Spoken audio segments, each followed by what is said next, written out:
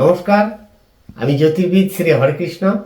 আসছি 2024 সালের জানুয়ারি মাস মকর লগ্ন মকর রাশির জাতক জাতিকার ক্ষেত্রে কেমন যাবে সে বিষয় নিয়ে। মকর লগ্নের ক্ষেত্রে চন্দ্র, মঙ্গল, বৃহস্পতি পাপ, রবি মারক। লগ্নের মারক ও পাপ গ্রহ হয়ে 1 জানুয়ারি থেকে রবি দ্বাদশভাবে অবস্থান করছে। 1 জানুয়ারি থেকে পূর্ণ মাস মঙ্গলও দ্বাদশভাবে অবস্থান করছে। ফলে মকর লগ্নের মকর রাশি জাতক জাতিকাদের যত শুভই যোগ থাক না কেন, বিশেষ করে জানুয়ারি মাস মাথা গরম, বুদ্ধি ভুল, অপবাদ বা গৃহ অশান্তি, বন্ধু থেকে ক্ষতি, দুর্ঘটনাজনিত কোনো শারীরিক পীড়া, শত্রু থেকে ক্ষতি, সম্পত্তি নাশ, অর্থনাশ সহ কারোর উপরে ভরসা করে বড় ধরনের অর্থ ক্ষতি থেকে এবং রোড অ্যাক্সিডেন্ট বা শারীরিক কোনো অস্ত্রোপচার থেকে অবশ্যই সাবধান থাকবেন। মাথা ঠান্ডা রেখে চলবেন। জানুয়ারি মাস মকর লগ্ন মকর রাশির ক্ষেত্রে মোটেও ভালো নয়। আপনাদের লগ্নের তৃতীয়ভাবে রাহু ও নবমভাবে কেতু গ্রহের অবস্থান করছে। ফলে জানুয়ারি মাস কোনো ব্যক্তির উপরে বেশি নির্ভরশীল হলে আপনাদেরকে বড় ধরনের আঘাত, চোট খাওয়া সহ আর্থিক ক্ষতি, মান যশ হানির সকল ক্ষেত্রেই যোগ চলবে। যারা প্রেমপ্রীতিতে যুক্ত বা অবৈধ কর্মে যুক্ত তাদের ক্ষেত্রে এবছর অবশ্যই সজাগ থাকা উচিত। বিশেষ করে জানুয়ারি মাসে বড় ধরনের কোনো মানহানি না হয় সেক্ষেত্রে অবশ্যই সাবধান থাকবেন। এবং কোনো কর্মক্ষেত্রে হোক, যে ক্ষেত্রেই হোক, কোনো ব্যক্তির উপরে বেশি নির্ভরশীল হবেন না। সেক্ষেত্রে আমাদের ক্ষয়ক্ষতির যোগ বেশি চলবে। গভীর চিন্তা অন্তরে চলবে। যে কোনো ধরনের চিন্তা আপনাদের মাথায় ঘুরবে, যার জন্য আপনাদের মানসিক সুখ শান্তি নষ্টের কারণ হইবে।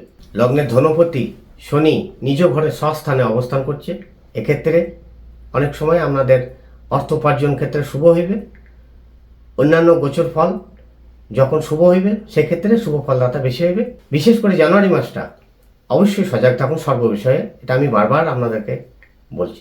1 জানুয়ারি থেকে 9 জানুয়ারি অবধি আপনাদের লগ্নের একাদশভাবে বুধ গ্রহ অবস্থান করবে। এক্ষেত্রে শুভাশুভ ফলদাতা হইবে। 9 জানুয়ারি পর দ্বাদশভাবে বুধ গ্রহ অবস্থান করবে। সেক্ষেত্রে গল্প করার মানসিকতা, আড্ডা মারার মানসিকতা আপনাদের মধ্যে বাড়বে। আপনাদের লগ্নের দ্বাদশ ও তৃতীয় ভাবের অধিপতি বৃহস্পতি জানুয়ারি মাস পূর্ণ চতুর্থভাবে অবস্থান করবে। এক্ষেত্রে বন্ধু বান্ধবী অবশ্যই বিচার করে চলবেন। গৃহে কোনো অশান্তি, ঝঞ্ঝাট বা খারাপ পরিবেশ সৃষ্টি না হয় সেক্ষেত্রে নজর রাখবেন।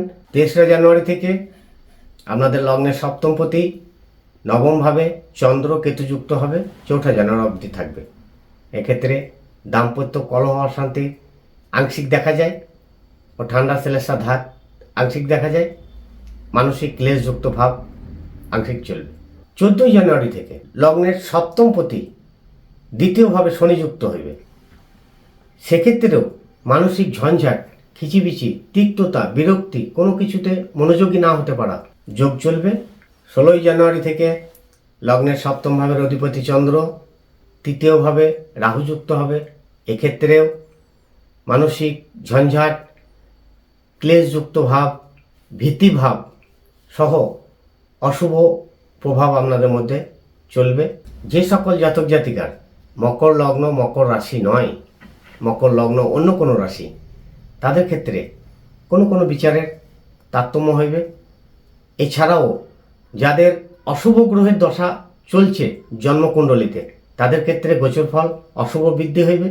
যাদের শুভ গ্রহের দশা চলছে তাদের ক্ষেত্রে অশুভ ফল কিছু ক্ষেত্রে কম হইবে। 2024 সালের 12টি লগ্নের গোচর ফল জানতে ও 12টি রাশির গোচর ফল জানতে, জন্মকুণ্ডলীর ব্যাপারে জানতে আমাদের স্ক্রিনে দেওয়া নাম্বারে কন্ট্যাক্ট করুন ও আমাদের চ্যানেলটিকে সাবস্ক্রাইব করে বেল আইকন প্রেস করুন ও লাইক শেয়ার করুন, যাতে পরবর্তী ভিডিও পেতে আপনাদের সুবিধা হয়। সকলে ভালো থাকবেন, সুখে থাকবেন। নমস্কার।